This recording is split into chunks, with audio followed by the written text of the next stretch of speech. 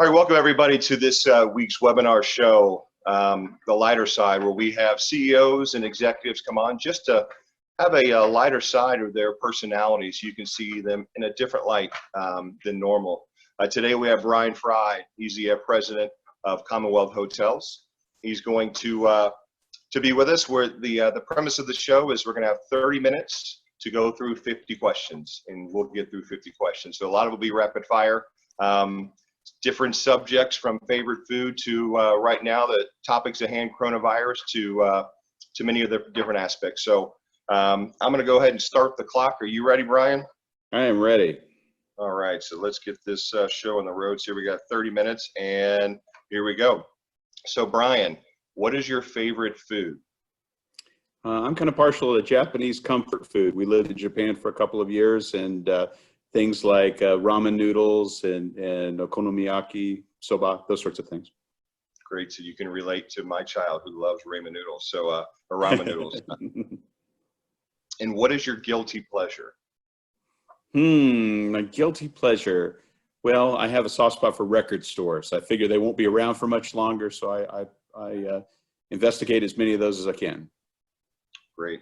And then, I mean, that's definitely true. Music has changed, and it's good to be a fan and have that guilty pleasure. What is your favorite dessert? Oh, I'm a big fan of ice cream. No particular flavor. Usually, the weirder the better. Awesome. And your least favorite food? You know, I have this theory. When I go out to eat, which, boy, we haven't done that in a while, have we? But when I go out to eat, I look at the menu and I typically order, and I'm not making this up, I typically order the weirdest thing on the menu because I figure you may not have tried your favorite food yet. So with that in mind, I don't think I've actually got a least favorite food. I'm pretty adventurous. So you don't go and stay with the same thing like myself every time you switch, or? Never, ever. And my family makes fun of me because I am impossible at a drive-through because I'm always trying to figure out what it is I'm going to order. And remembering what everybody else in the car wants is just impossible. So I am absolutely panic-stricken at drive-thrus. And so what is something you do when no one is looking? I have a weakness for words with friends when nobody's looking. Words with friends. So that still exists? Yeah, it's embarrassing. I really don't like the app at all, but I like the friends. So it's a good excuse, you know? No, especially now, great time to kind of use that. And what is something you know that no one else knows? Well, I have a weakness for a lot of stupid trivia. So when that show, Who Wants to Be a Millionaire, was on, my family all said that I would be their phone call. I remember a lot of useless information. Well, it's your chance now. Do you see it's coming back on air? I hope not. Remember when it was on every day of the week? I do. Kind of tedious. I was actually talking to my daughter, and she had no clue. And I said, Jimmy Kimmel's hosting, so here's your shot. You might get that lifeline coming up. So next, there you go. There you go. Moving to the next one. So how do you describe yourself? You know, I think that I don't know, kind of a supportive person. I try to be supportive of those around me. And what would be your biggest fear? Oh, being unable to support my family, being able to take care of my team. Definitely a time like this, it's definitely tough. So I'm sure that they appreciate that in you. And what's the best thing that's happened to you this year? Wow. One thing that's really been interesting is getting to watch the response of our people under the pandemic. Just getting to see that and seeing how well everybody has responded to it has been really encouraging. Feels like it's given me a lot of strength and kind of confidence in the future, which is a strange thing to say with so much uncertainty. No, that's good. I think, being a leader now and making those plans, it definitely is difficult. And we have a lot of surprises right now, but what's the biggest surprise that you've ever had? Wow, biggest surprise I've ever had. Probably, this is slightly complicated, but when I went to college, I was accepted into Vanderbilt, but I didn't think I could go because I didn't have the financial wherewithal to do it. So when the day the scholarship came through, and I realized I could actually attend Vanderbilt, it was probably my biggest surprise. Awesome. Well, congratulations. And that's a good surprise. And do you have a secret talent? Ooh, well, we're back to all that useless trivia knowledge that I've got. Maybe there's something in there. Awesome. And so what are three things that you cannot live without? Well, obviously my family, embarrassingly whiskey, and probably music. Excellent. So I'm a bourbon fan myself. So Well, we live in the right place for it. that we do. And who would you want, if you could choose anybody, past or present, that you choose to sit down and have coffee with? That's tough. I'd probably go with Louis Armstrong. He seems like he always had a spirit to serve and to be an ambassador to the world. Never seemed like he had a bad day, so he'd be fun to spend some time with. And there's no question that he was an absolute genius when it comes to, entertainment and music. So I know you're quite the traveler. So you've been to many countries. So where is the one country that you like to visit and why? One country I like to visit and why? Well, it's interesting. So we had a couple of rules in the early days. One of the rules was we didn't want to go anywhere where they spoke English. We figured that was cheating. I've had really great time in a lot of countries, but I have to say I have a real soft spot for Belgium, of all places. Belgium has, first of all, you've got the national foods. When your national foods are French fries, chocolate, and waffles, you've got something going on. And the people are just absolutely spectacular. Just really great people there. Excellent. That'd be fun. That'd be a great place to visit. And outside of the aspect of where to visit, what are you most excited about right now in your life? Oh, my kids are at a really great age where one of them is in college. One has just graduated from college and getting ready to move to start her new life. And one is getting ready to go to college. And so we're in this really interesting time where I'm getting to see what they're going to become, which is really exciting. And kind of on top of that, my wife and I are getting to see what kind of the next phase of our life looks like. It'll be really interesting. On the other hand, I can't say I'm really ready to kick them out of the house. We've kind of enjoyed having them here during the pandemic. That's been kind of a silver lining, if you will, getting to spend a little more time with the family. I hear a lot of things have changed and different scenes are playing out, and that we may not be anticipating. But speaking of different scenes, so things out playing, what is your favorite movie of all time? Wow. Probably The Princess Bride. It's one of those things that I can probably recite the darn thing verbatim, but it's funny. It holds up over time. You can watch it with your kids at any age, and you don't have to be embarrassed by it. And it's just silly enough that you can't take it too seriously. That's funny. So if I remember it, Andre the Giant, isn't he? Yeah, absolutely. Yep. So my daughter and I, we just started watching the Big Show, Me. So so I definitely can relate to the larger type. And that's a great movie, by the way. Yeah, absolutely. And so speaking of songs, so, movies, speaking of movies and relating to songs, what is your favorite, your song title? If it was your life, what would your title be of a song? I like that song by the Georgia Satellites, Another Chance. The chorus is, don't want to die asking for another chance. So there's just something good about that. It has one of the best lines ever in it. The line is, I want to say what grandma said, lying on her dying bed. I ain't been cheated nor mistreated, and I don't act senile yet. No, it's good. And I think that, especially now, the YOLO, the kids will get, you only live once. So you've got to do it all and make it count. So I know obviously you've got a lot of albums. You're a big record enthusiast. So how many records do you have? Oh, enough that it's embarrassing. I have a hard drive with about 20,000 albums on it, and physical. I have more compact discs than vinyl anymore. I think vinyl's cool, but I lived through that one time, and you actually can wear records out and they scratch, and CDs hold up a lot better. But I probably have somewhere in the neighborhood of 15,000 of them. Oh wow! So that's definitely enthusiast. So this is gonna be a tough one for you. So okay, with all the songs. So what is your favorite album of all time? Just one. Wow. It seems like a cop out, but I think I'd take Abbey Road by the Beatles. You know, you can't deny how great they are and how important they are to really the world and culture at large.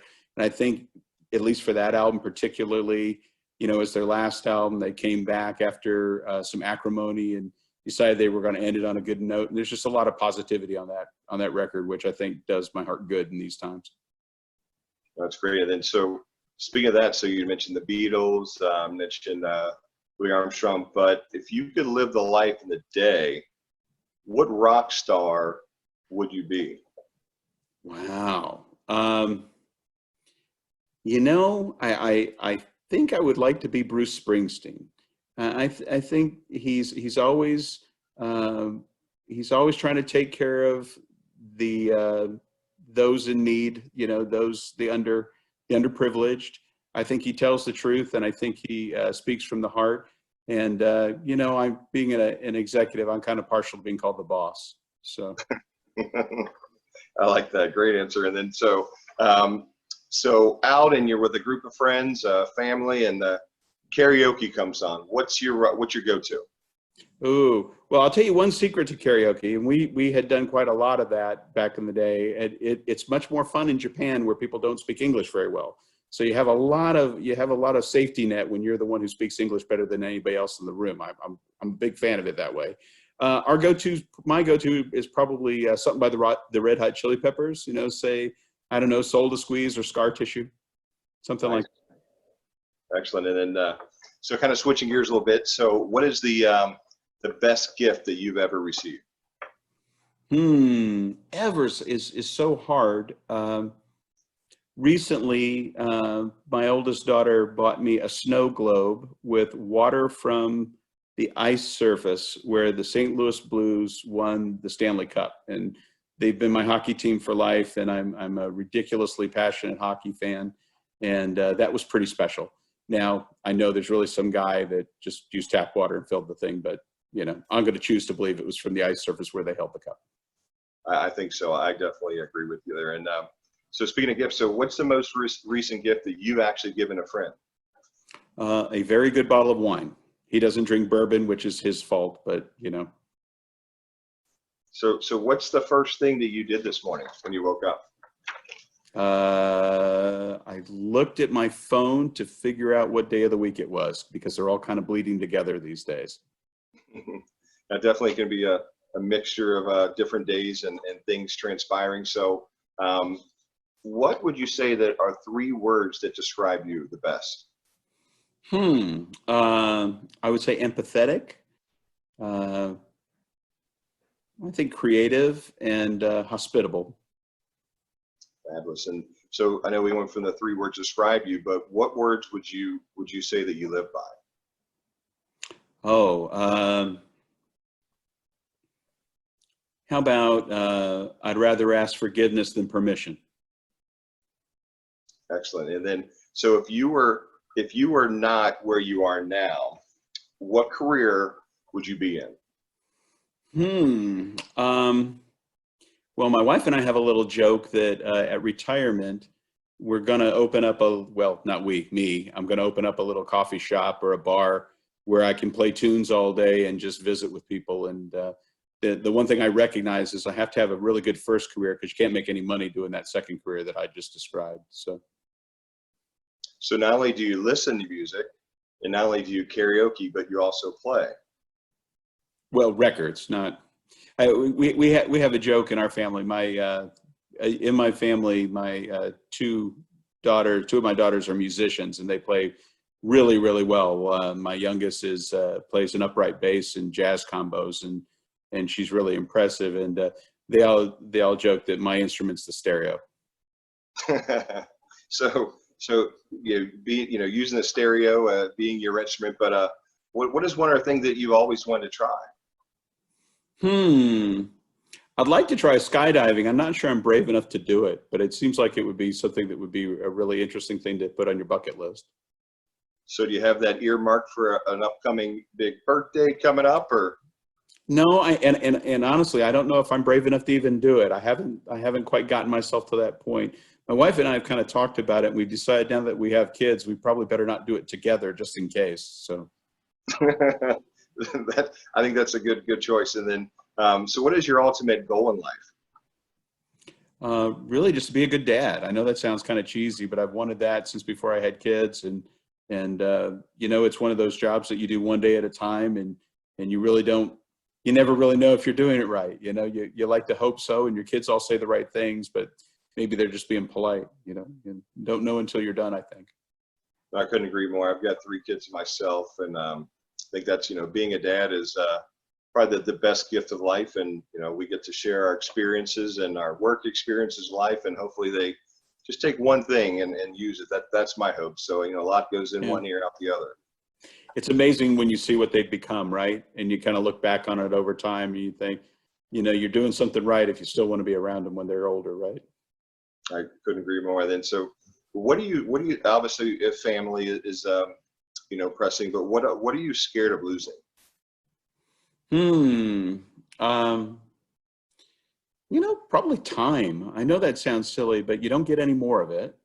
You only have so much of it, and it's easy to fritter away if you're not paying attention. So, yeah, I think that's, time is tough, and it ticks by, every second, it so does. quickly. And so speaking of time, so we stop time and we look, what is the biggest moment for you in your career? Wow. I worked for Hilton for 16 years. Obviously, I'm in the hotel business, and that was a great place to work and to learn. But the day I left Hilton was probably one of both the scariest and smartest things I ever did. I left to join another company, and not to get too long-winded about it, but that company was sold within a year, and I found myself out of work after being in a job for 16 years. And then I went to GE Capital and I did hotel loans, and that company quit doing hotel loans after a year. And then I went to another one that ended up bankrupt after a year. And it was really interesting how in a 3-year period, I had probably more life experience that has informed what I do now than in the whole, 16 years prior to that. So it's interesting, kind of one of those things you go through it afterwards, and I'm glad it's over. I'm glad that's not where we're at today. But yeah, that was a good experience to go through. Great. And then, as you mentioned, time goes by fast, and so many things accomplish our time. And so what would you regret? What do you think you regret spending too much time on, as well as too little time on?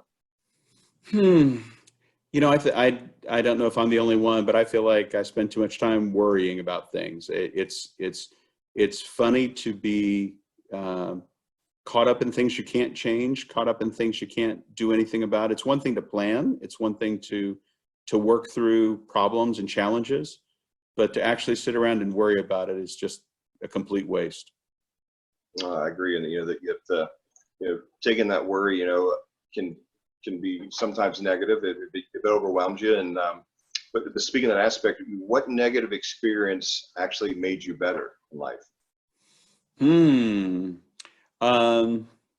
Wow, I haven't told many people about this, but I applied for graduate school and absolutely bombed the GRE, the graduate test, and I was unable to go to graduate school at the time because of it. It was one of those things. I was in a weird place in my life, and I didn't prepare for it very well, and it just kind of caught me off guard. Then later on, a couple of years later, when it was time to go get a master's and get an MBA, I took very seriously that test and did extremely well. So it's the difference between lack of preparation and working like a dog for about a year in advance, getting ready for the tests. I think the latter served me better. No, I couldn't agree more. I think that, I've been in the same situation where, if I planned, things went well, and if I didn't plan, things not so well. So I definitely can relate. And, what is one question that you yourself wish that more people would ask you more of? Oh, can I come work for your company? I think we have a really special place, and the people are really special, and I think we're doing things that are that are a little bit unique in our industry, and it's one of those places where you can spend a whole career with one company, and you know, it's interesting. It's we'd like to see more people join us. I'm just gonna, not a question on the sheet here, but you know, you mentioned kind of uniqueness of your company. So you'd say one thing, what makes your company so unique in your experience? You know, everybody says this, but it's really like a family. We're you know, we've got, well, we've, after furloughs, it's a little different, but you know, we had a couple thousand employees, and our associates really felt like family. You know, everybody in the organization is accessible. We all interact. There aren't a lot of egos, and the group really comes together to solve problems. And it's funny, as we've gotten into this situation that no one could have predicted. You know, nobody was ready for this sort of an event, and yet the way they've responded, clearly they had been preparing for it every step of the way. We have kind of a credo, and people say it all the time. People wear it on T-shirts and walk around. It's just in the grain, and it's whatever it takes. We've got a group that truly behaves in that way, just doing whatever it takes to get it right, to take care of our guests and each other. No, I mean, I couldn't agree more. I mean, getting to know yourself as well as Kim and your whole, you know, HR staff, working with and being a part of interviews, and just seeing the cooperation. I definitely think that uniqueness is definitely there, and truly mean that. So you guys are doing a great job. Well, thank you. It's funny, culture is such a fragile thing, and it's an interesting thing when you think about how much work it takes to maintain a good culture. And you get shocks, you know, you get moments in time where you have to do the right thing. You have to figure it out. And it could be a lot easier if you weren't worried about that sort of thing. But it's nice to have it so ingrained that those decisions aren't hard to make. Great. And then, you know, decisions, you know, can lead you one way, but do you believe in free will or destiny? Oh, free will all the way. I think you make your own destiny.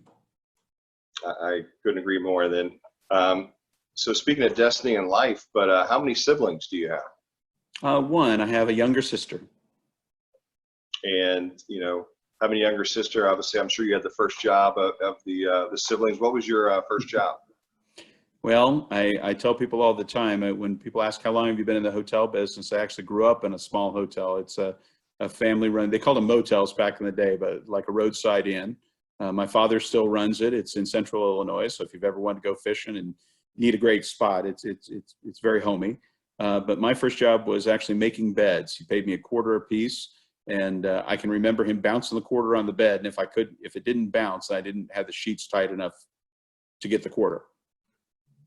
That's funny. We just had a webinar on positivity, and part of it was, you know, from an admiral, and you know, about making your bed first in the morning. Yeah, it's a great book.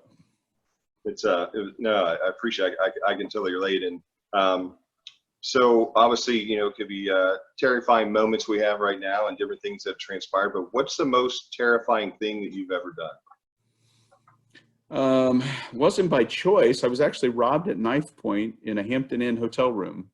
And the fact that I kind of stood my ground and stared him down, my family all got very angry at me afterwards, because they said, you know, what's the matter with you? You look like you were going to fight with that guy. And I said, I wasn't going to do anything like that. Why would you say that? And they said, well, the first thing he said was to look down at the ground. And I said, oh, the color of his eyes were the only things I remembered from the experience. So obviously there's some misconception, but more than importantly, what did you say is one misconception about you? Amongst people who know me, probably that they probably think I'm an extrovert, and I'm not. I do pretty well in small groups, and I like people. I like people a lot, but in crowds, I get very uncomfortable. I'm not a big fan of large parties. So obviously, with different people and you know, parties, but who is your biggest inspiration? You know, really my wife. I married way up, and it's an advantage. She's an elementary school teacher, and it's just so much fun to see how much positivity and energy she has. Her heart is so big, and she's taking care of these kids that really need the help and really need her. And you know, she has so much energy for it. And we have a joke around the house that she gets paid in hugs, because they certainly don't pay teachers enough in our country. I totally can relate. My mother was a school teacher. My wife is a high school teacher, and they don't get enough credit, especially right now. It's a, it's a trying time, and they are, working overtime like us all. But definitely can understand. Well, there's Uh, hope that maybe this time people will understand what they do, because you sure do hear a lot of people complaining about having to homeschool their kids now. it is challenging, even myself. So like, yeah, Yeah, I can it's relate. tough. And what are you most proud of? Hmm. You know, I keep coming back to it over and over again, but at our company, it's our people. They never cease to amaze me. The commitment they've got, the willingness to go the extra mile, and the size of their hearts. It's just incredible that I'm surrounded by people like that. That's great. It's great to have, true friends in the workforce, and we as leaders, and trying to learn and be there for others. So the inspiration comes from within. But what's the best book that you've read this year? This year, here we go, back to another hotel thing. A good friend gave me a gift, and he gave me a book called A Gentleman in Moscow by Amor Tolls. It was a book about a Russian aristocrat during the Bolshevik Revolution who was sentenced to life in a hotel. So basically, because he was an aristocrat, they either had to shoot him or let him go. But if they let him go, they put him under house arrest in this hotel. And so it's the story of his entire life living in a hotel. Oh, wow. And then, so what's your all-time favorite book? You could share one. One book? It's funny. It sounds egotistical, but I really like the book Moby Dick. And I know everybody looked at that book as a huge chore. And I think it's because we all read it too early. But reading it as an adult, it's one of those things that there's just a lot there. It's a great adventure story. The language is beautiful. There's all sorts of existential questions it addresses. Just a fabulous, fabulous book if you've got the time. Oh, great. And then, so obviously, right now we're in some, trying times, and just to ask, being a leader yourself, and it's always good to share and wealth of knowledge that you have. What have you learned the most regarding the coronavirus epidemic? How resilient people are. We've gone through a lot, and we're all frightened and uncertain, and nobody knows where this is going to go. But at the end of the day, you just put one foot in front of the other, and you see the good in people, and you see the good in the world, and you just keep going. And it's interesting. This is all going to be in the rear view, sooner than we think it will, because right now it feels like it's going to go on forever. Yeah, I think, in due time, I think we'll get out of this here, and we'll skyrocket, and be able to relate and get back to our friends and family. And during this time, though, what's the most surprising thing to you about it all?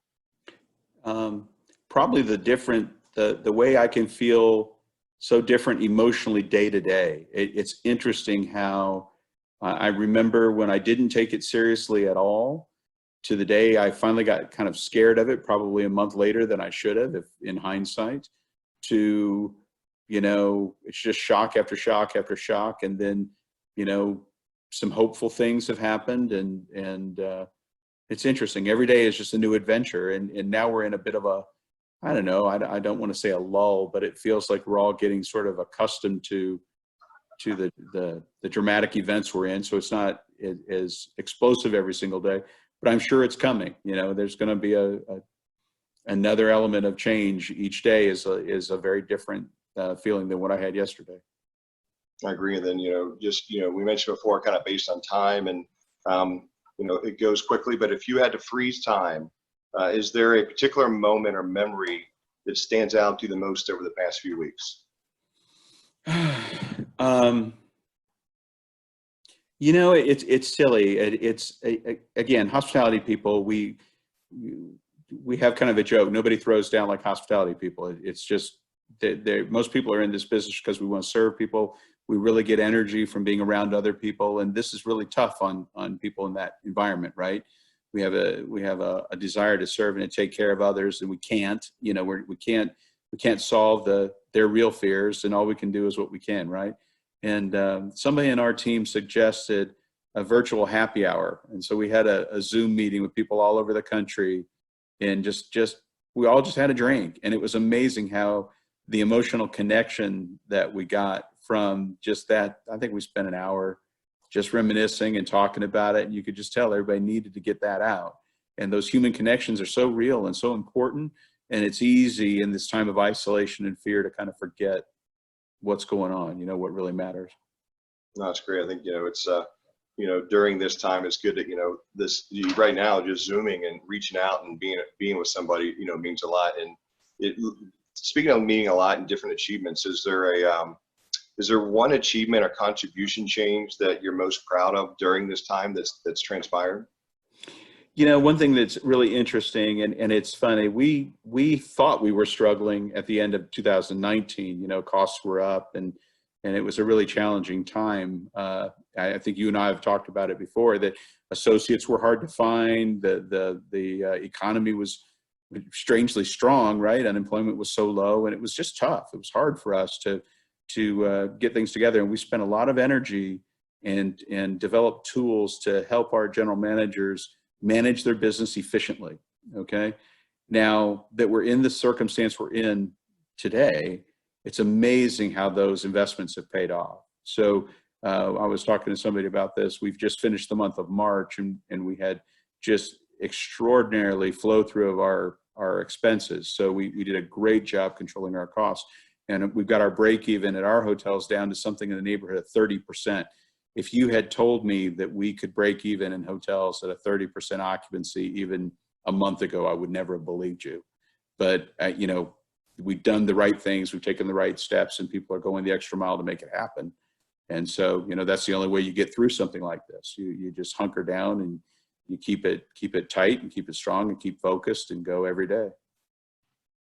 That's well said. I think, it's, you plan now and plan, focus and plan for the future. And, if you've got a good team behind you, great things will happen, and definitely sounds like things are, moving forward and for yourself. And so we're down to two last questions. We're slightly over, trying to keep you under that 30 minutes to make it, okay, time wisely for you. But the last two are the kind of big questions here. What do you want to be remembered as? I hope I'm remembered as somebody who got the job done. You don't know until you're through it, but I hope that when people needed me and needed my help, I was there for them. That's great, and I'm definitely sure you are. And then, the last three things. The last question is to wrap it up. What three things are you most grateful for? Wow. Well, it's probably old hat by now, but I can't help but say my family, my work family, my team at Commonwealth, and really opportunity. I think I've been so blessed with the opportunities that have been presented to me throughout my life, and I'm just thankful every day to have gotten the chances I've had.